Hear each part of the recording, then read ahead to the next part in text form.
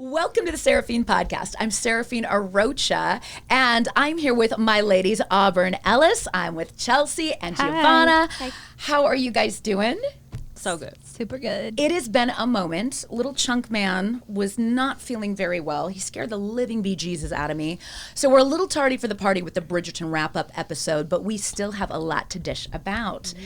So as we dive in, I wanted to get your final thoughts on the season before we go into some questions that we got from listeners.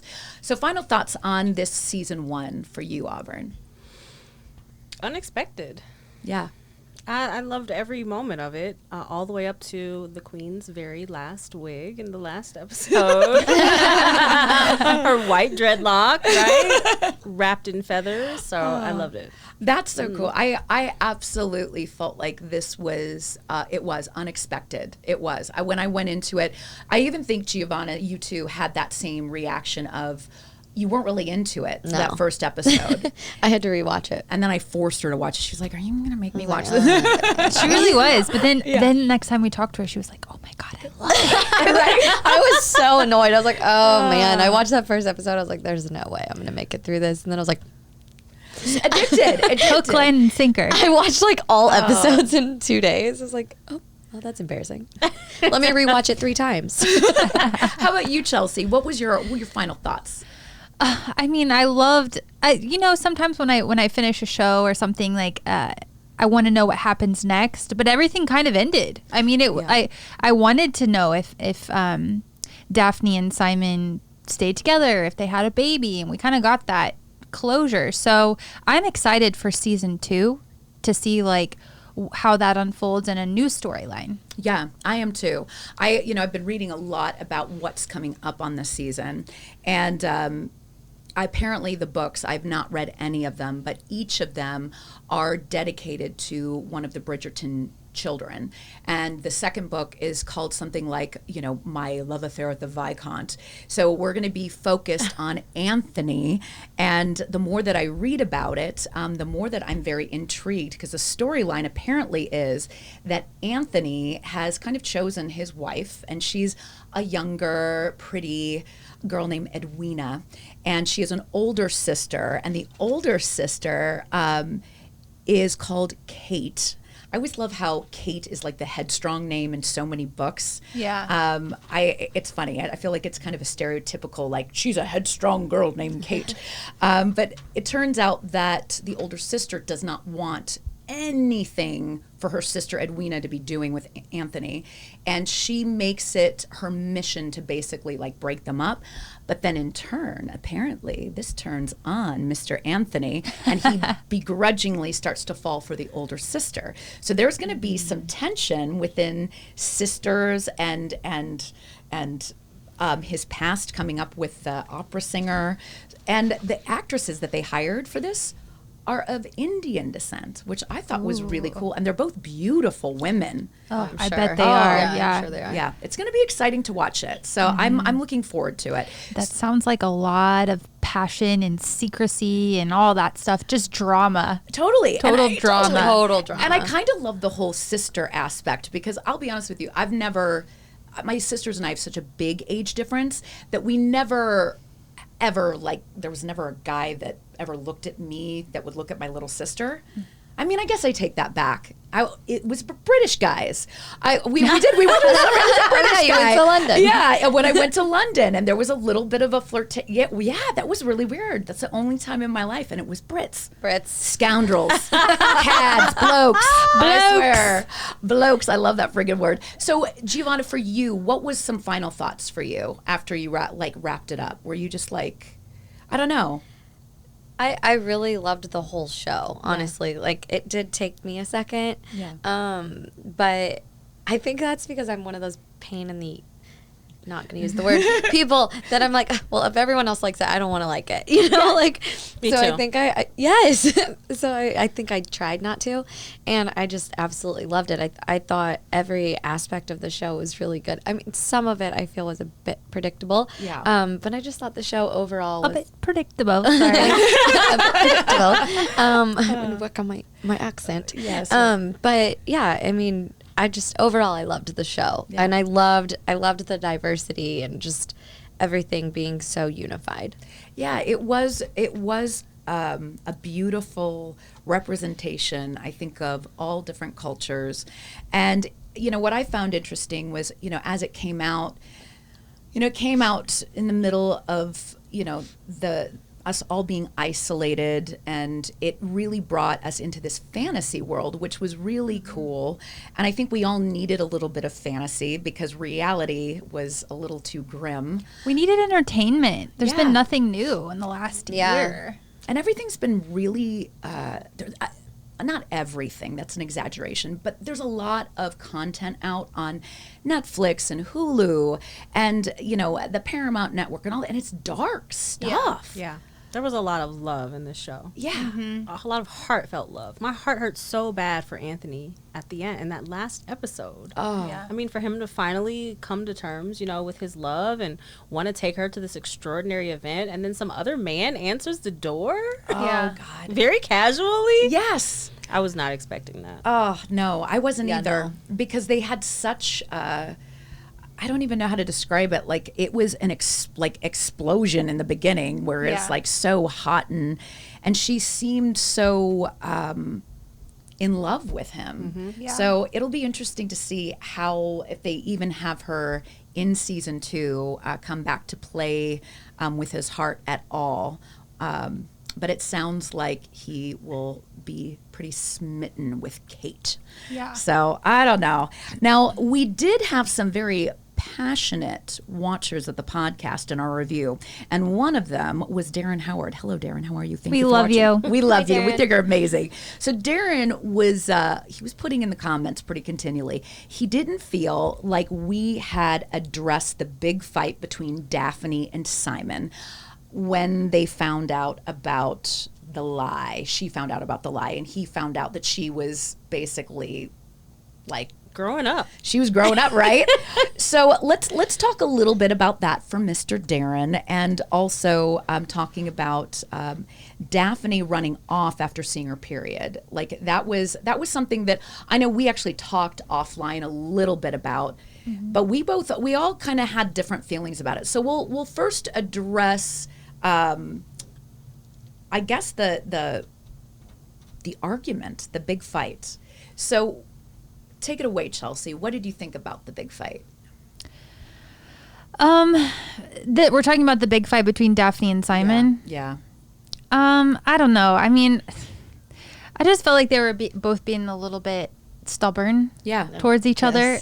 And I was like, come on. Like, we see this in every drama series. Like, the two characters we really want to, like, just be happily ever after. Like, they're going to get into an argument or something that's trying to pull them apart. So that was kind of I was kind of just like, all right, guys, let's move on and let's, like, settle our differences and move forward with our lives. Because you're both meant to be together. You both love each other so much. Just work it out. Yeah. I think that, the one takeaway I got from it was really this sense of Simon not really being, even when she told him that she knew, he still had some reserve of really diving into the why. Yeah. And I think that was the only thing that bothered me, was she had to kind of fill in the blanks with finding the letters in the drawer. And, whenever we fill in the blanks, we're usually like dead fucking wrong. I mean, we always think the assumptions. The worst. Yes. Yeah. So That was hard for him to just say, my father didn't love me.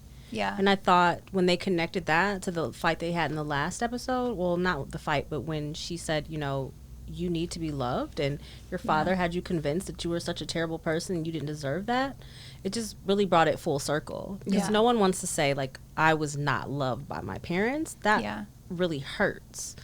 And then even when they had the baby, I love that long fast forward they did at the end, right? Like all the way to the birth. Yeah. And he held the baby for the first time.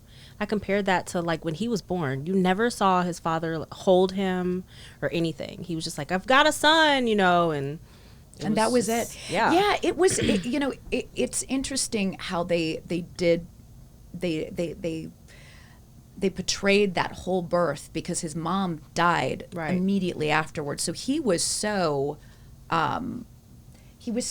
starved for any kind of love and attention. Yeah. And I do think that the way they touched on it, I think really kind of honors this kind of topic of conversation that's coming up now with Black men, and being like, what is your historical lineage? Like, do you know your grandfather? Do you know your great grandfather? And even if you do have your parents, were they there for you? And it was interesting how, again, they didn't. This show didn't go so deep to where, you were like, oh, it was heavy, but it touched just enough to feel like certain things were definitely addressed if you were looking for them.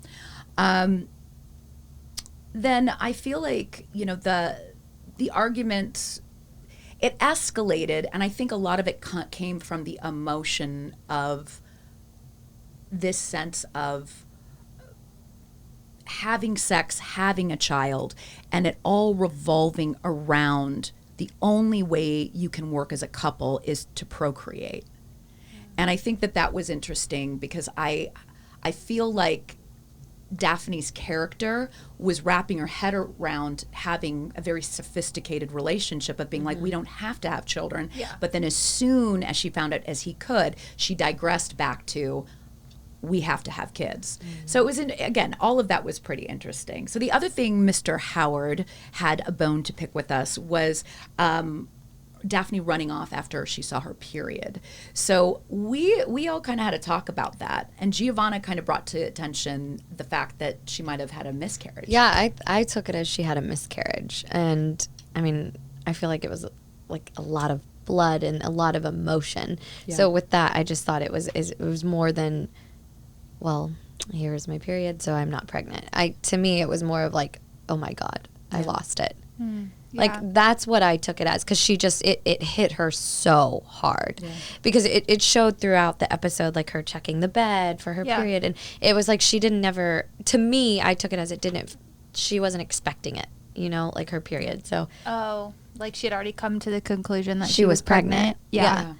And that's why when it hit, like, she was like, oh my God. Yeah. I just took it as because basically he told her that if they don't have a kid, then they're living separate lives. I just assumed that she was that hysterical because they were going to be living separate lives and they weren't going to, but yours makes way more sense. So it does. And the way that she reacted with her mother, and then even the way that he reacted, because he lost his mother during childbirth, and going into his headspace again of this, he goes into a very negative headspace about himself. Yeah. That he's not worthy. That he may have caused, something to happen to her. Yeah. So that was a very, it was a very gut-wrenching thing to watch. But I also think that, when I was watching it, I didn't go there in my own brain. I didn't go there with her having a miscarriage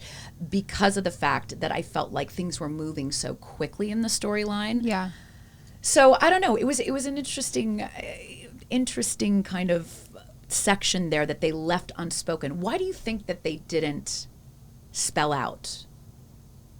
Like, they left it up in the air. I think Shonda Rhimes does that a lot, and I think that's why her shows are so interesting, because you kind of have to fill in the blanks yourself, and it's a mystery almost in some instances. Yeah, so. you can kind of make it what you want it. Yeah, exactly. Yeah, I like the way it's open to interpretation, because I never thought miscarriage. I just thought that she worked so hard to have control of him, and then she was just disappointed because she didn't get what she wanted. Yeah. That's an interesting perspective too. That is. Yeah, it's so Darren, I hope we answered your questions, or not questions. I hope we addressed your concerns.